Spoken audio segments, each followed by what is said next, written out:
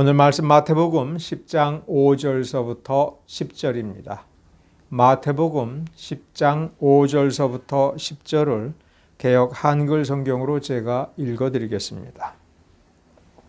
예수께서 이 12를 내어 보내시며 명하여 가라사대 이방인의 길로도 가지 말고 사마리아인의 고을에도 들어가지 말고 차라리 이스라엘 집에 잃어버린 양에게로 가라. 가면서 전파하여 말하되 천국이 가까웠다 하고 병든 자를 고치며 죽은 자를 살리며 문둥이를 깨끗하게 하며 귀신을 쫓아내되 너희가 거저받았으니 거저 주어라. 너희 전대에 금이나 은이나 동이나 가지지 말고 여행을 위하여 주머니나 두벌 옷이나 신이나 지팡이를 가지지 말라. 이는 일꾼이 저 먹을 것을 받는 것이 마땅함이니라. 아멘. 여러분들이 예수 그리스도를 구세주로 영접했다면 여러분의 삶에서는, 그리고 여러분의 그 중심, 마음에서는 어떤 일이 일어났습니까? 아무 일도 일어나지 않는다면, 그리고 10년, 20년 이렇게 충분히 긴 시간이 지났을 때 그렇게 예수를 믿은 나를 돌이켜 보아서 내가 주님을 위해서 이런 것을 했다, 저런 것을 했다, 하나님께로부터 이것을 받았다, 저것을 받았다 말할 수 있다면 그것으로 족한 것인가? 아니면 그것보다도 더 중요하게 우리 자신의 속을 스스로 들여다보았을 때 정말 객관적으로 그 어떤 놀라운 변화가 일어나서 정말 나는 그만큼 놀랍게 다른 사람이 되었는가? 그러한 변화가 안 일어나도 되는가? 그저 우리는 아무것도 하지 않아도, 아무런 변화가 일어나지 않아도 아무런 상관이 없는가? 오늘 우리 본문을 지난주에 이어서 다시 읽었는데 지난주에도 보면 공부에 대한 이야기가 나왔습니다. 이번 주에도 사실 공부에 대한 이야기입니다. 예수 믿는데 공부가 필요한가? 우리는 그것을 진지하게 물어봐야 됩니다. 왜냐하면 바울이 빌립보서에서 뭐라고 명령을 했냐면 주 안에서 기뻐하라라고 명령을 한 것. 그러니까 율법에 있는 무엇을 하라, 11조를 하라, 무엇을 하라, 이런 것을 우리가 조금 멀찍이서 혹시 율법주의에 빠지는 것은 아닌가라는 생각이 들어서 한 걸음 두 걸음 뒤로 물러선다 하더라도 저 사도 바울이 우리에게 주 안에서 기뻐하라라고 명령을 한 것은 우리가 부인할 수가 없습니다. 이것은 율법의 어떤 행위를 규정한 것이 아닙니다. 자, 은혜의 시대에, 말씀의 시대에 거저 구원을 받는 이러한 시대에 바울은 주 안에서 기뻐하라고 명령을 했는데, 그러면 우리는 명령받았으니 명령받은 우리는 기뻐해야 되는 겁니다. 근데 우리가 살면서 정말 항상 내 안에서 기뻐하는 그 기쁨이 솟아나오는가? 그러면 기뻐하는 그 마음이 내 안에 없는데 기뻐하라고 명령했으니 기뻐하는 척을 하면 되겠는가?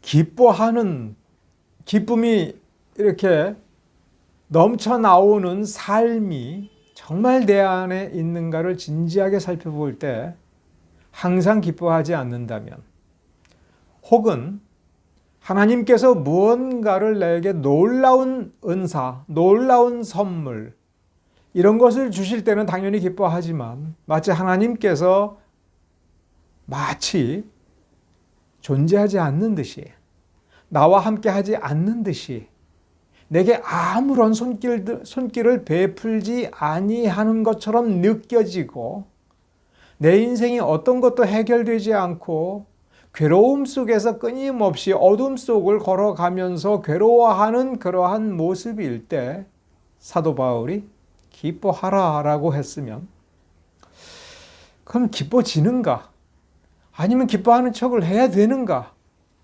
아니면 자꾸 나는 기뻐해야 돼, 나는 기쁜 거야, 이렇게 나를 지금 세뇌시키고 있어야 되는가? 우리는 무언가를 분명히 알아야 됩니다.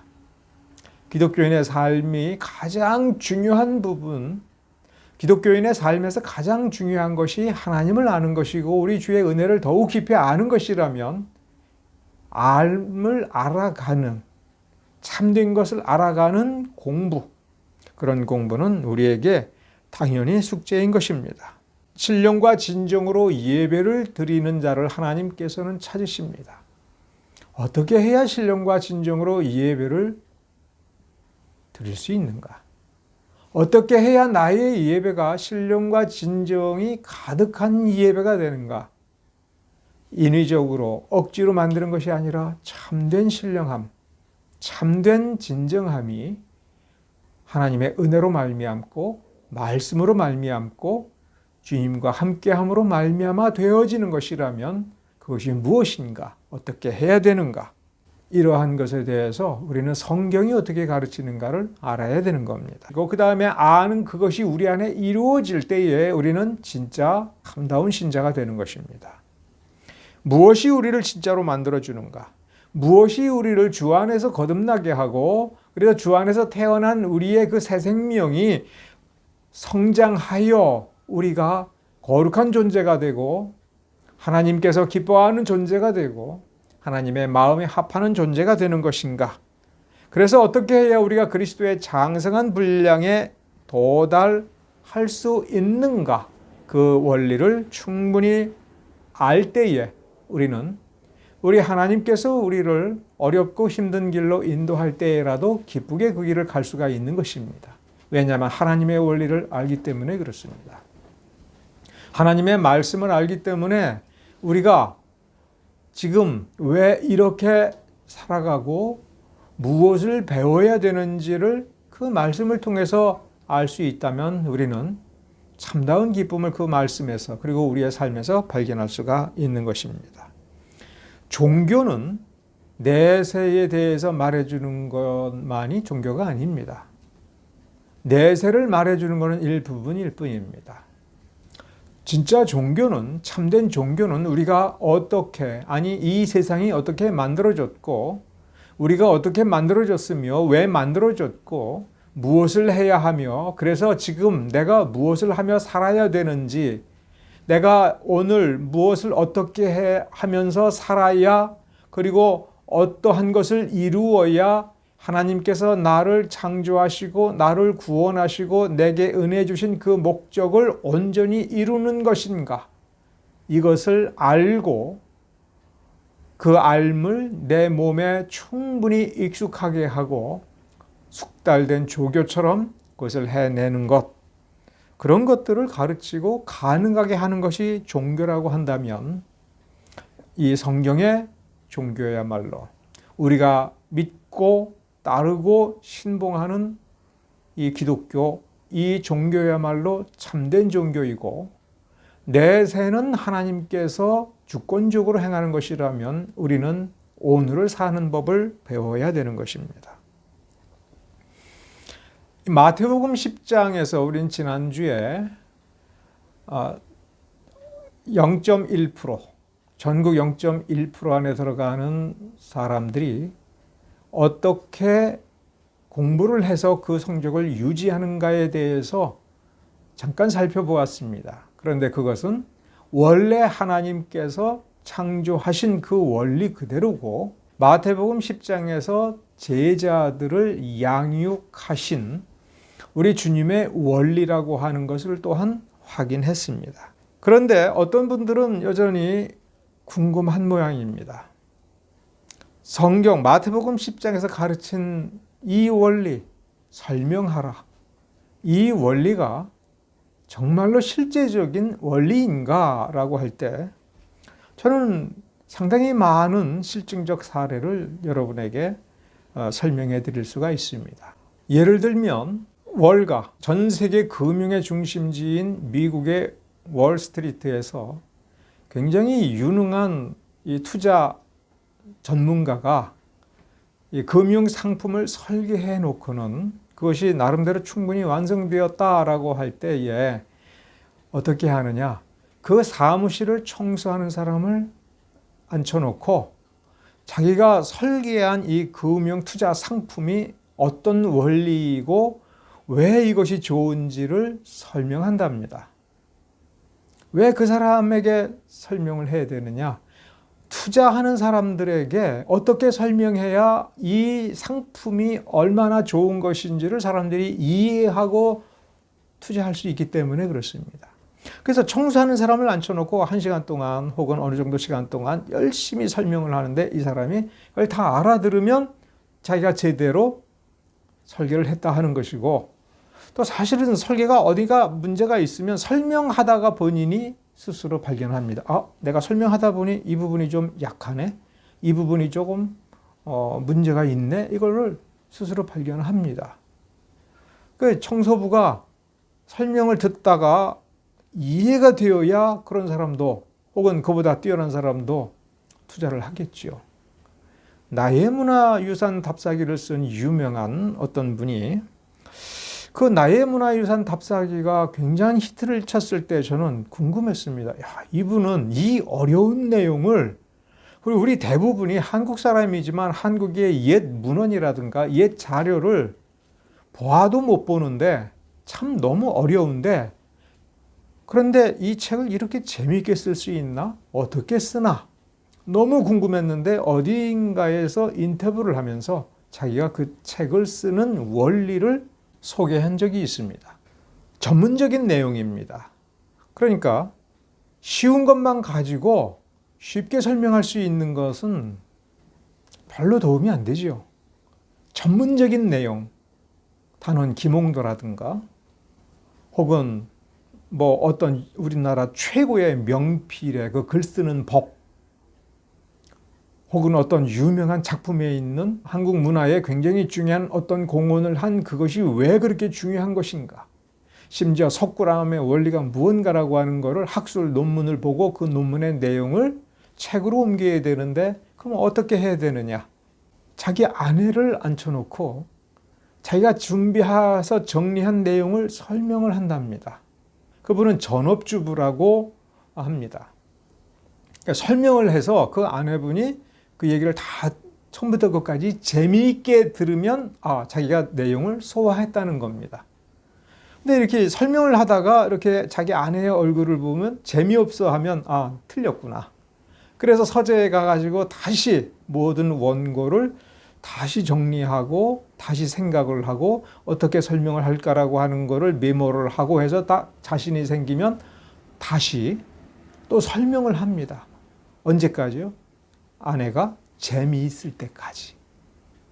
그래서 아내가 정말 처음부터 끝까지 재미있게 들어주면 이제 됐구나 해서 그때 가서 원고를 이제 마무리 작업을 해서 완성을 한답니다.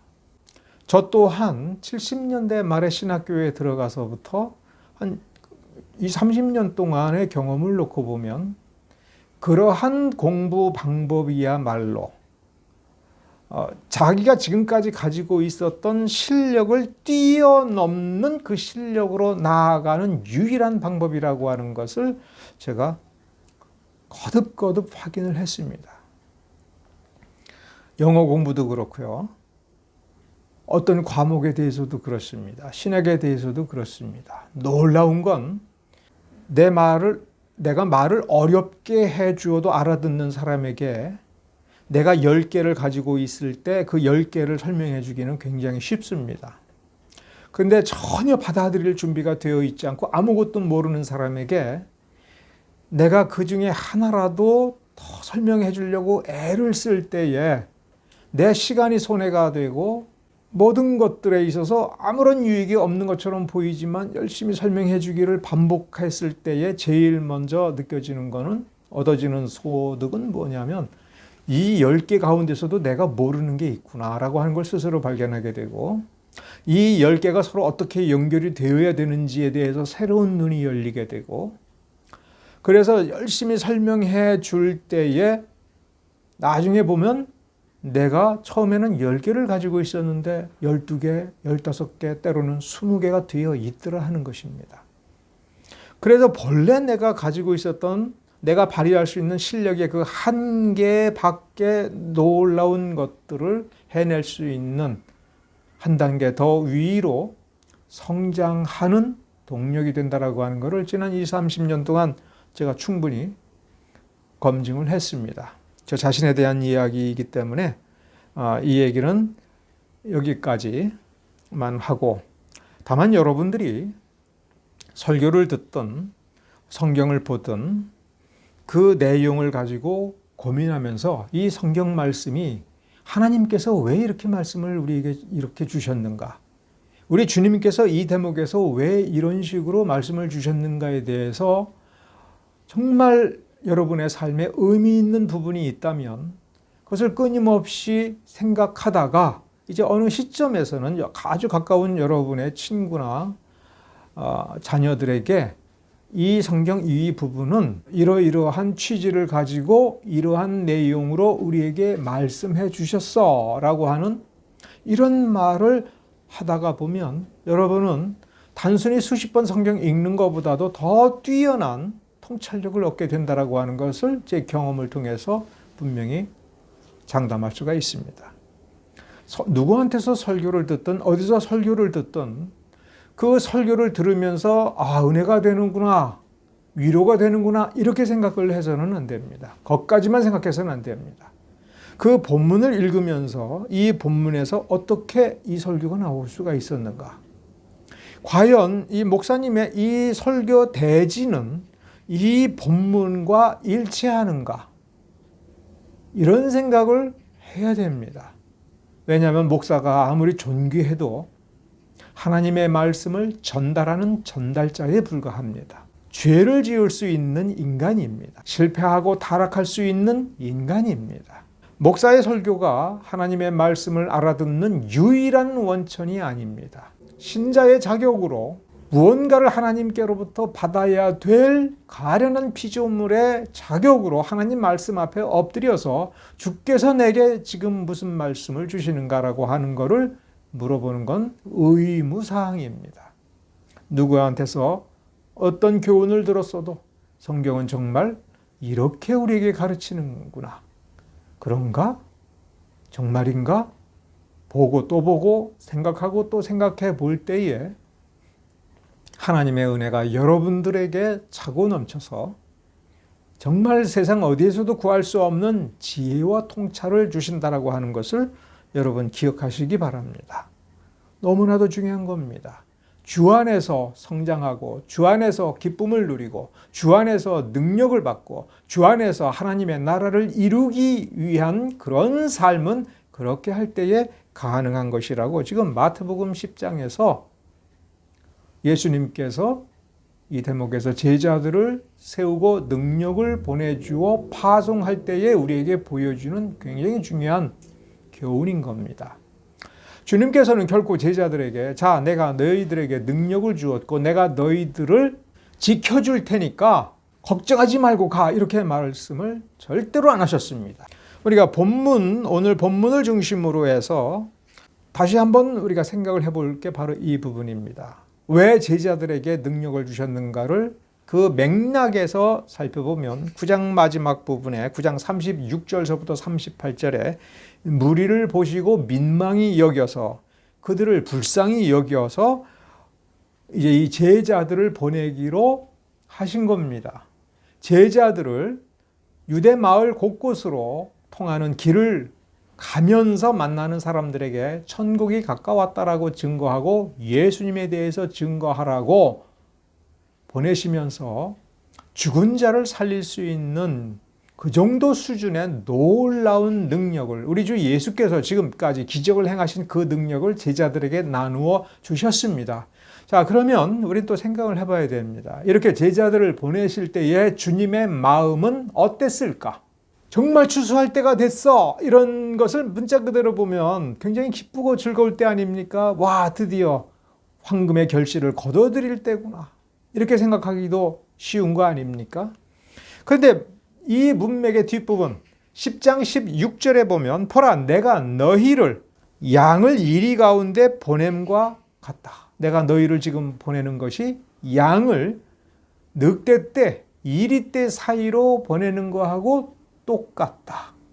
늑대들 사이에 자기 제자를 둘씩 짝을 지어서 보내면 이 제자들은 늑대들에게 둘러싸여 있는 것입니다.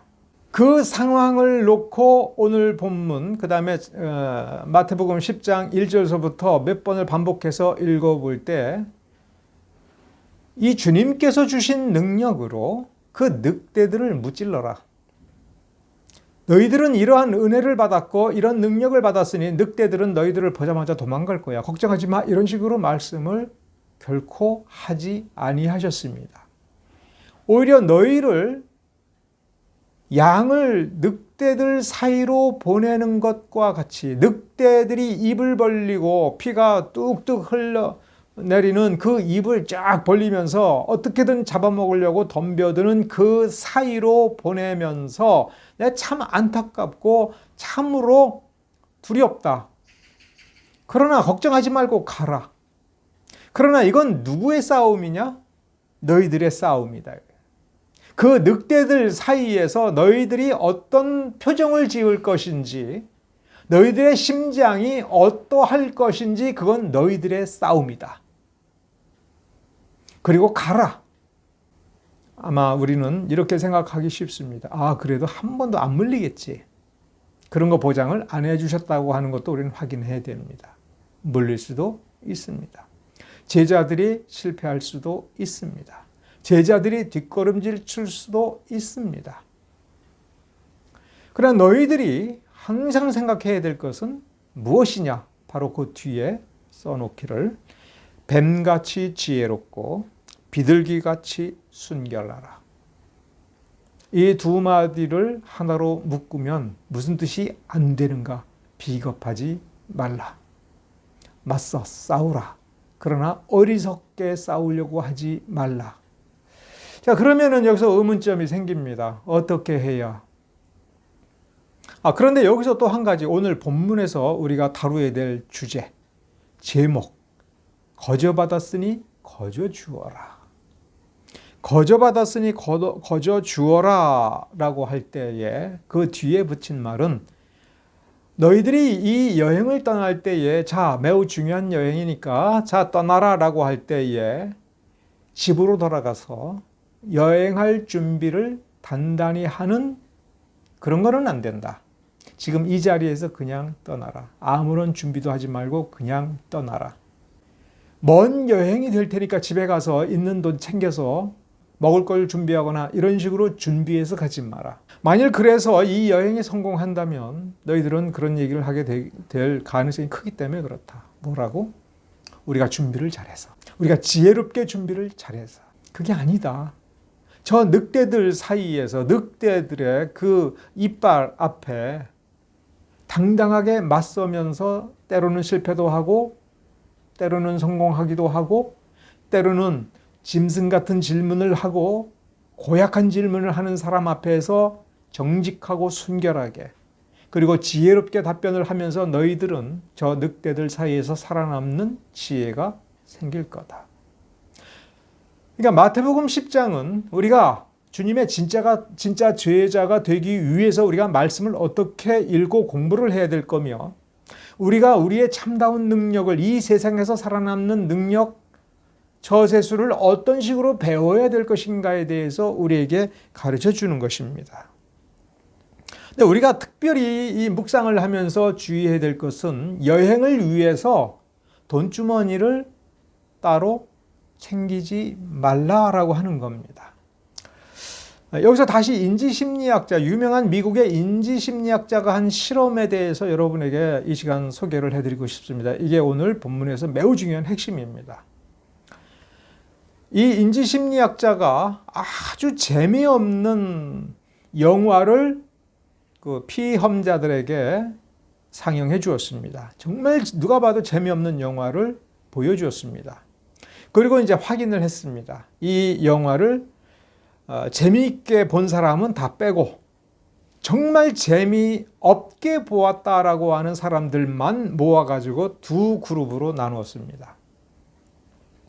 그래서 한쪽 그룹에게는 제가 조금 각색을 하면 5만 원 혹은 10만 원 정도 좀 상당히 많다라고 느껴질 만큼의 돈을 주면서 자, 이제부터 이 돈을 받고 나가서 만나는 사람마다 이 영화가 굉장히 재미있다라고 얘기를 해줘라. 딱 그것만 내가 요구하겠다.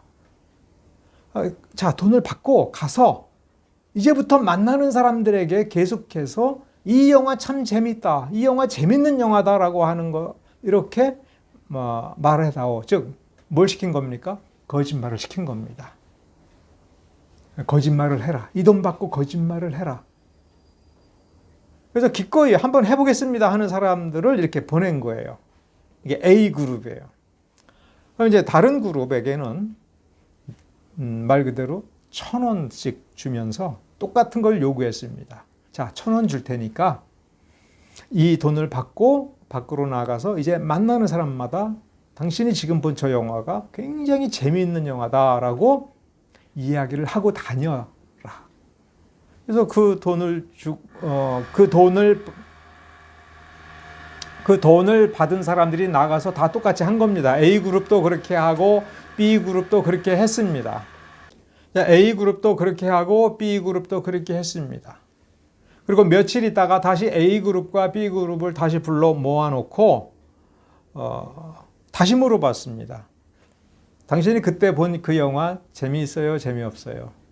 그러니까 A그룹에 속한 그러니까 돈을 많이 받은 사람들은 하나같이 재미없지요. 그러면 왜 당신이 만난 사람들에게 그 영화 재미있다고 했습니까? 돈 받았잖아요. 다 그렇게 대답을 하더랍니다. 근데 B그룹을 불러가지고 다시 똑같이 물어봤습니다. 당신이 그때 본 영화 재미있었어요? 재미없었어요? 분명히 그때는 재미없다라고 대답을 했고 재미없다라고 대답을 한 사람들만 그룹을 만들어서 이 실험을 했던 겁니다. 근데 놀랍게 B그룹에서는 뭐라고 답하는 사람이 나왔냐면 재미있었어요. 그 영화 재밌죠. 그래서 이제 이 실험하는 이 박사가 다시 물어봤습니다. 아니, 그때는 재미없다고 했지 않습니까? 근데 왜 지금은 재미있다고 해요? 그러니까 다들 이런저런 핑계를 대는 거야. 그때는 재미없었다라고 느꼈는데 나중에 생각해 보니까 재미있었어요. 정말 그렇게 생각합니까? 확인을 해보고 또 해보아도 이 B그룹에서 나온 그 사람들은 정말 재미있었다니까요. 그러면서 자기는 정말 진심으로 그렇게 믿어서 나는 진심으로 다른 사람들한테 재미있다라고 얘기했습니다라고 대답을 했다는 겁니다. 이 실험한 박사는 그 부분이 흥미로웠던 겁니다. 이 사람은 왜 처음에는 재미없다라고 했는데 어떤 이유로 재미있다라고 하는 쪽으로 생각이 바뀌었느냐라는 그 원리를 이제 탐색을 한 겁니다. 이유는 한 가지랍니다. 돈을 많이 받은 사람은 자기가 돈 받고 한다는 것을 아는 거예요. 그래서 조금 미안하지만 내가 돈을 이만큼 받았으니 이 정도는 내가 거짓말 해줄 수 있지. 영화 재밌다라고 얘기한 게 무슨 남에게 해를 끼치는 것도 아니고 그러면서 몇 번을 얘기해도 자기는 재미없는데 이 돈을 받았기 때문에 재미있다라고 나는 얘기한다. 분명히 그렇게 인식을 하더라는 겁니다. 그런데 B그룹에 속한 사람들은 보니까 뭐가 문제였냐면 겨우 1,000원 받고 내가 거짓말을 해? 이거밖에 그러니까 어디 가서도 말을 못하고 스스로도 창피하다라는 겁니다. 그러니까 어느 틈엔가 그 사람의 뇌가 그 사람을 속이기 시작을 한 거예요. 알고 봤더니 진짜로 재밌는 거라고 자기 세뇌를 스스로 해버린 거예요.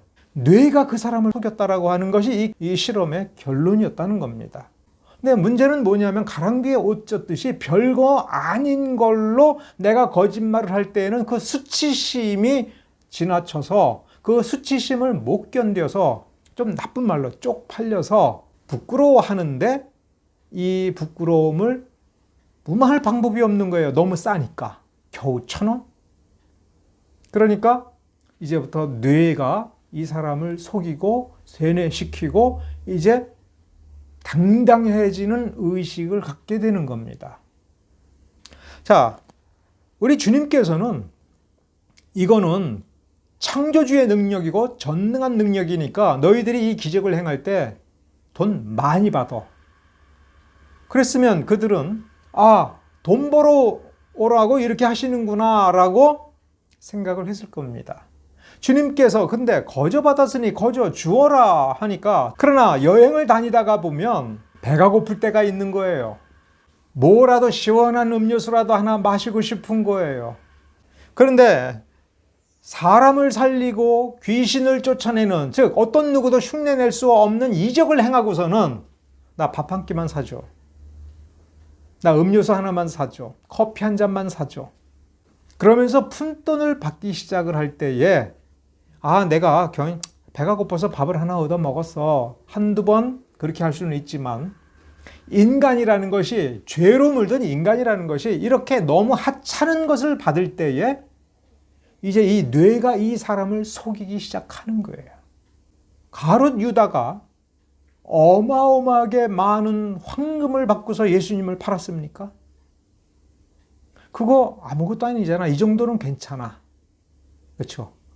이 정도는 괜찮아. 바늘 하나 훔치는 거. 그러나 바늘 도둑이 소도둑 된다라고 할 때에 작은 것 하나 훔치는 기술이 발달해서 소를 훔친다는 말이 아니라, 이까짓 거 이 정도는 받아도 돼, 이 정도는 가져가도 돼, 이건 뭐 대단한 것도 아니고 저 사람이 엄청나게 손해보는 것도 아니고 하면서 하나둘 훔치다가 보면 훔치는 것이다라고 하는 의식이 사라지고 이제 자기를 합리화하도록 뇌가 나도 모르게 나를 쇠뇌시켜 버린다는 거예요. 그러니까 쇠뇌는 내가 의식적으로 나를 쇠뇌할 때도 있지만 나도 모르게 나를 쇠뇌시키는 거예요. 그러니까 이 정도는 괜찮아 하는데 점점 마비가 되어가는 겁니다. 중독이 되어가는 거예요. 죄는 중독이 되는 겁니다. 죄는 전염병이면서 중독성이 너무 강해서 조그만 틈으로 조그맣게 들어왔을 때에 그 부분이 마비되고 마비되는 것이 점점점 확대되는 것이라고 여러분 생각하셔야 되는 겁니다. 사도는 커다란 능력을 가졌습니다. 죽은 사람을 살렸으면 그 집에 가서 밥 한 그릇 얻어먹는 거 당당할 수 있는 겁니다. 근데 점점 커지다가 이만한 권세를 가졌으니 내가 이 사람들에게 이렇게 말을 해도 되겠다라고 하면서 갑질을 할 때 이게 갑질인지를 모르는 겁니다. 예전에 일제시대 때라든가 독재시대 때에 고문경찰이 있었습니다. 고문경찰이 처음에 사람을 고문한 걸 보고는 기절을 했습니다. 너무 무서워서 끔찍해서 어떻게 이렇게 사람을 고문하나. 그러다가 이제 독립운동하는 사람을 다 받아놓고서 고문을 할 때에 처음에는 양심에 가책이 생기지만 하다가 보니까 이제 마비가 되는 겁니다. 이 사람은 죄인이라서 나라의 법을 어겼으니까 독립운동이라니 무슨 소리야? 너희들은 강도요, 살인자야. 그래서 고문해도 돼. 그러다가 나중에는 무고한 사람을 가서 고문을 하더라도 그럴만도 해. 이렇게 의식화가 되어버리는 거예요. 나중에 보면 그 사람의 인격이 망가지는 겁니다. 그러니까 인격이 망가지는 신자가 어떻게 나오느냐? 은혜 받았을 때에 하나님의 말씀의 법도를 따르지 않고 이 정도는 되겠지라는 자기 생각으로 나아가면서 한 걸음 두 걸음 나아갈 때에 그 인격이 망가지고, 그러니까 능력은 큰데 그 삶이 망가지는 것이지요. 나는 이 정도 누려도 돼. 이런 생각을 처음부터 갖는 것이 아니라 아무것도 아닌 것 같은 거기에서 받는 것이 습관이 되고 누리는 것이 습관이 되며 보물을 쌓아놓는 것이 당연하게 되는 그 세계로 접어들어가는 겁니다. 그러니까 어둠은 멀리 있지 않습니다. 어둠은 주님의 말씀을 내 마음대로 볼 때에 내 마음에 이미 어둠이 생기는 것이고 누룩이 들어오는 것입니다. 그러니까 바리새인들이 어떻게 돈을 하나님보다 더 사랑하게 되었는가 할 때에 그들은 평신도였고 그들은 가난한 삶을 선택했는지 모르지만 이 정도는 괜찮아 라고 허용하기 시작을 한 겁니다. 거저 받았으니 거저 주어라. 주님의 은혜는 거저이기 때문에 그렇지 않습니다. 이 제자들에게, 즉 우리 지금 성도들에게 1차적으로 말씀하시는 것이 아니라 말씀을 맡은 자, 능력을 부여받은 자가 그 능력은 너희의 것이 아니고 하나님의 것이고 하나님의 나라를 이루도록 하기 위하여 너희들에게 잠시 허용한 것이니 이 능력을 통하여서 재물을 모을 생각하지 마라. 사람들로부터 뭘 받을 생각을 하지 마라. 굶어야 되면 굶어라. 당당하라. 그런데 너희들을 지금 보내는 이는 하나님 아버지시니 너희들은 하나님만 바라보고 너희들이 당하는 모든 고초를 당당하게 감수해라 라고 하는 뜻으로 이렇게 말씀하신 겁니다. 지혜로워진다라고 하는 것은 이 능력을 가지고 어떻게 지혜롭게 해서 하나님 나라도 이루고 내 배도 부르고 내 재산도 이루고 교회도 크게 세우고 권세를 누리고 그래서 세상의 권세를 맞서 싸우는 그런 무력도 갖는 이 방법을 찾아내는 그런 지혜가 아닌 것입니다. 하나님의 자녀답고 하나님의 사역자답고 하나님의 나라를 이루는 참으로 거룩하고 순결한 그 나라에 합당한 사람으로서 자기를 더럽히지 않는 그 길을 찾을 줄을 아는 것입니다. 지금 제자들은 완성된 제자들이 아닙니다. 지금 실습하고 또 공부를 해보라 라고 하면서 현장에 내보내는 겁니다. 그러나 여기에서 분명히 역사가 일어나야 됩니다.